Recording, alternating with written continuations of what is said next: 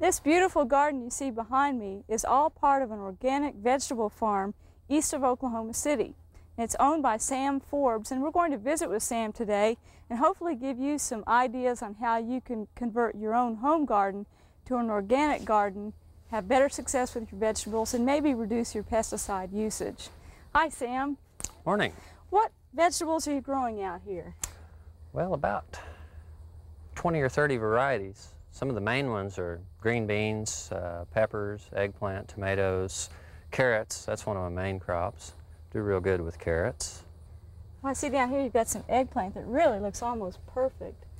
Yeah, these are doing pretty good considering just a few weeks ago they were underwater after a 7-inch rain. Oh, gee. Well, you know, most regular gardeners, when they grow eggplant, they just roll their eyes and think, I'm going to have to spray those suckers all summer long because they're just going to be terribly bug infested. Yours look almost completely perfect. What, as an organic farmer, what methods are you using to keep them growing so healthy in the middle of July?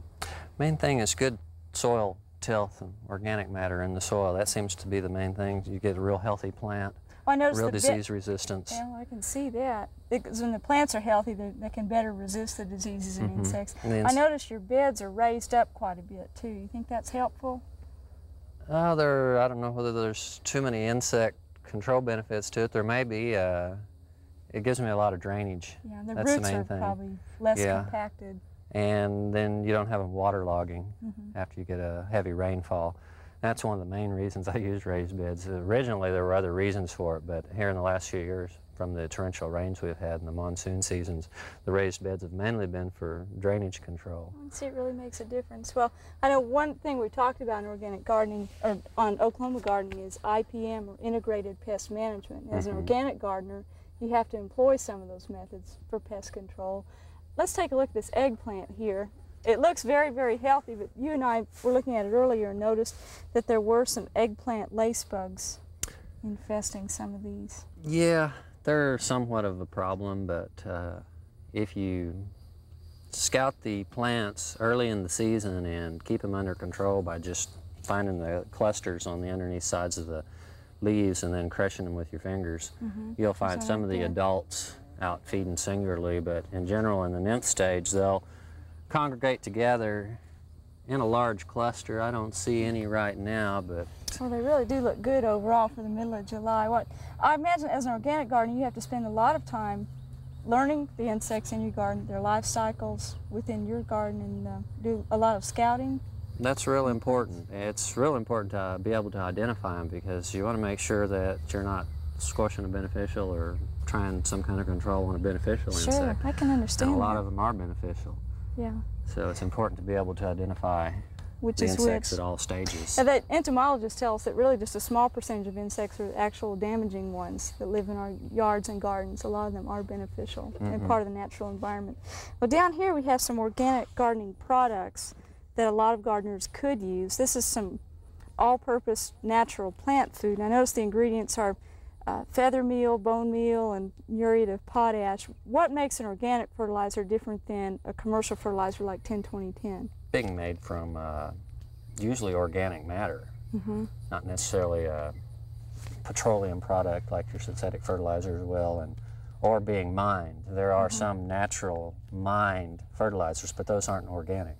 Okay. That's a touchy area, it seems like, with a lot of growers nowadays. Because it damages the environment in that respect. Truly organic is recycling your organic matters. Kitchen waste, leaves, grass clippings, all of that. Like the feather meal and bone meal, Right. they're byproducts of another industry anyway. I see. Well, down here I notice there's some liquid seaweed. Tell me about that. Liquid seaweed is something a lot of organic gardeners use. What are the benefits of it? It contains a lot of trace elements. It contains some growth hormones that occur naturally in it. I use it mostly as a foliar feeding on the eggplants and members of the nightshade family, peppers, tomatoes, things like that. They seem to respond real good in hot weather. When the soil gets around 100 degrees or a little bit higher, the plants have trouble picking up the trace nutrients, and when you apply them directly to the surface of the leaves, they seem to be able to absorb them. And these have had one spraying about 4 days ago, and the leaves, these upper leaves were more the yellow color of the bottom ones, and you can see they've got a nice green color yeah, to them. they look now. just beautiful. Looks like you're going to have a great eggplant crop in a few weeks. Well, I understand that one of the main components of organic gardening is the organic matter, and Right. I understand that you've got quite a compost heap going. Yeah, that's an important issue, is composting your organic matter. Let's go take a look at that with Ray. All right. Well, a key ingredient to Sam's success as an organic farmer, of course, is the amount of organic matter that he uses in his soil, not only to build up his soil as far as the physical properties are concerned, but also to give him a slow but yet a rather uniform release of nutrients. And one of Sam's successes also, I think, depends on how well his compost pile is going to do. Sam has really got a pretty good compost pile started here. And the compost pile, of course, is not only to add tilth to the soil, it also adds drainage to tight clay soils and also nutrient and water holding capacity to sandy soils. But as I said, it also does give us a slow release of nutrients. Sam, you've got an excellent compost pile here. Come on in and tell us a little bit more about the way you've constructed this compost pile, how old this one is, and maybe what some of your techniques are. I know that this is already beginning to break down and really has a nice texture to it already. What do you have in here?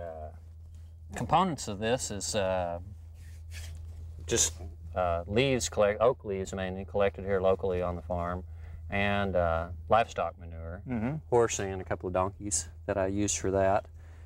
And those mixed together in a 3-to-1 ratio, or basically 3 shovelfuls of leaves to 1 shovelful of the horse manure, ran through the shredder.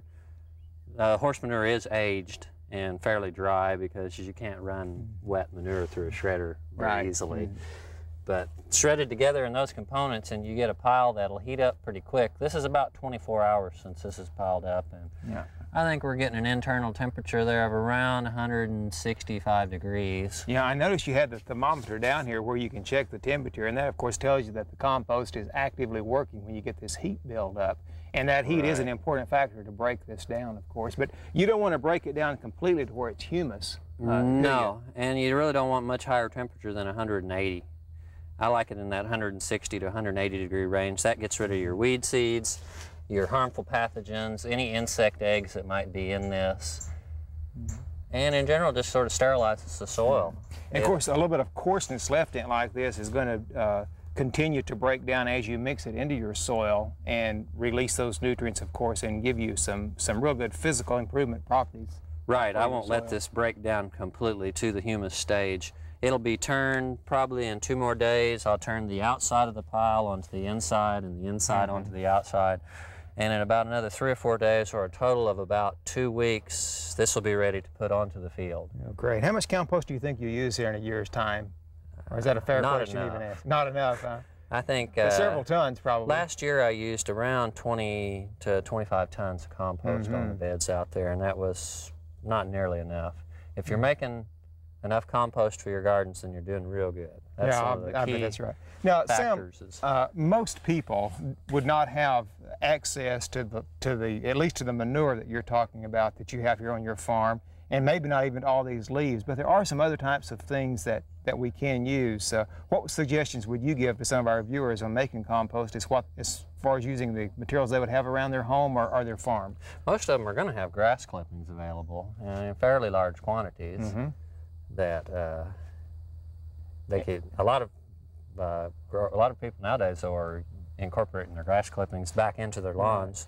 They're trying to have a natural lawn, but there is availability of grass clippings, and then you'd have a lot of kitchen waste, coffee grounds, coffee filters, banana peels, anything out of the kitchen that most people dump down their garbage disposal ought to go out into the compost pile. Eggshells, all of those are real good for the compost pile. But one of the things that you mentioned was the ratio of carbon to nitrogen. And carbon, of course, being, in this case, your source is are the leaves. Your nitrogen source is the manure. And about a 3-to-1 or something like that ratio of carbon to nitrogen is important. Actually, grass clippings can be the nitrogen source if you shred those up and break them down. And so we really have a pretty good source of nitrogen there in making compost, but just using grass clippings. unless they're leached out to where they're brown, and then they become your carbon source. But as many so using them fairly fresh or green, they can become the nitrogen source. And a good formula would be like 3 garbage sacks of leaves to 1 garbage sack of grass clippings. Ground together, and then you'd get shredded together. A little bit of water added if it's not raining, I assume, to help start it. But the important thing, of course, is your the shredder's what mainly gives you your quick piles. You could do it without the shredder, but it usually takes about a week longer to heat up. And it takes considerable time longer for the piles to break down. But then there's our composting techniques along that line. Right. Well, slow-cook piles. I'm a firm believer in the use of organic matter in the soils. And compost to me is a cheap, very accessible way to get organic matter in the soil, because you just take the things you've got and put them together in the right formula. And just sort of a little commercial here for us at OSU, there is a really good fact sheet on how to make a compost pile. And that's available through the local county extension office or by contacting Oklahoma Gardening. And really there's a good formula in there and an easy way of making not only a quick compost like you have here, but also sort of an ongoing long-term compost pile. There are several methods in that fact sheet. I think this is something that number? I'm not sure what the number is, but it's making composts, and I think our viewers would certainly find that helpful to them. Sam, another thing that has been real interesting to me here is looking at some of the crops that you've planted here in the middle of the summer that traditionally we wouldn't think would grow in the middle of the summer, even germinate, much less grow. And also the way you've raised your beds and prepared your soil. And particularly I'm interested in looking at your carrots and your sweet corn that you've just seeded. I'd like for you to go with me, and that's where we're going to take a look at that and talk a little bit about your methods of growing those. All righty. Great. Sam, one of the things in relationship to your compost pile that we should have mentioned probably is the fact that there was really no odor or any flies associated with it. And to me, that's a good sign that that recipe has been put together in the right way and that you've done a good job on that compost pile. Yeah, that's really essential in getting your ingredients in proper proportions and getting them shredded to where you have the right mix so that you have the temperatures present so that it breaks down quick enough so that you don't get your insect problems. Right. And I know that you had mentioned earlier that when you moved out here, this place was, or when you started this, it was really just blow sand, and now we can see that we really have some good soil here, and part of that is because of additions of organic matter in the form of green manure crops and other forms of organic matter. And I'm really impressed that here in the middle of July, you've got sweet corn planted and coming up. That's really, I think, sort of bold on your part to try to get sweet corn coming on into the fall, particularly with the insect problems we've got. But I'm even more impressed over here with your carrots. Of course, these aren't up yet, but you have carrots planted here in the middle of July also on these raised beds. Give me a little bit of a rundown on what you did with these carrots here. Well, as far as the raised beds go, carrots have to have a raised bed so that you have your depth to the soil so that you get good length on your roots.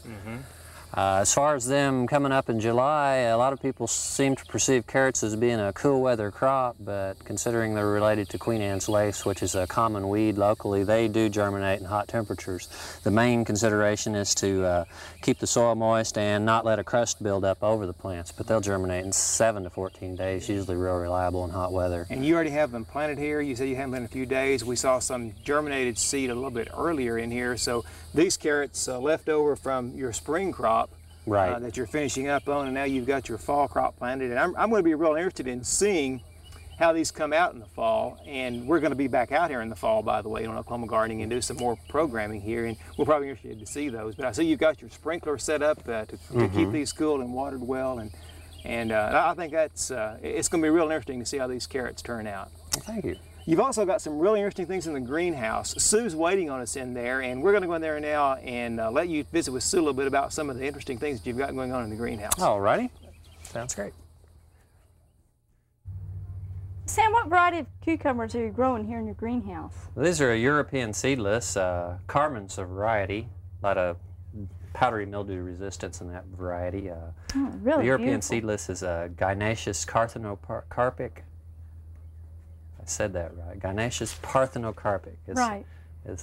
Meaning it's seedless and produces strictly female flowers. So you get all cucumbers on it. Right. Yeah, that's just great. And what's the difference between this and an Armenian cucumber some home gardeners might have grown outdoors? Does this have to be grown in a greenhouse? Yeah, it has to be isolated from other cucumbers. so that it can be pollinated by insects. Oh, this is really nice. Now, I noticed you have some down there that have some strange little plastic molds on them. Tell me about those. Yeah, that's called a veggie form, and it's clamped around the end of the cucumber, and after it grows for a few days, it tends to fill the form, and you get a face. What a neat idea. Or a pickle puss, as they're called. I imagine little kids really enjoy those too. Well, how do you, here in your greenhouse, how do you get your plants started in the springtime? Well, use a soil blocking system, which means I don't have to use any pots at all or any containers to start the seedlings in. Well, that's a big savings. And to do those, you use a this little tool here that's imported from Europe, and it's called a soil blocker. And I'll punch one out here if you like. I can move some of this stuff out of the way. You simply charge the blocker, or that's what the English term it, fill it up with the mix, which is 50% topsoil and 50% peat moss, sifted and mixed with water. And you get these 2-inch blocks with an indention in the top. That's just perfect. And they hold up fairly good for just being freshly made. After a few days, they tend to set a little bit more. Now, you need to keep those regularly moistened so they'll keep their Right, their using form. a fine spray nozzle, I wet them from the top. And then you get some air pruning of the roots, where the roots will grow through the side, and so you don't necessarily get the transplant shock you would over pulling a plant out of a pot and then just setting that directly in the soil. These seem to transplant great. Oh, and it's the same, with them. very similar environment to what they're going to grow in out in your raised beds. Right. Well, Sam, of all the accomplishments you have out here in your organic farm, what are you most proud of? Oh, probably be my tree climbing dog. Oh, I can't wait to see that. Well, thanks again for showing us around. Well, Sure glad do to have you all appreciate out. it. Great.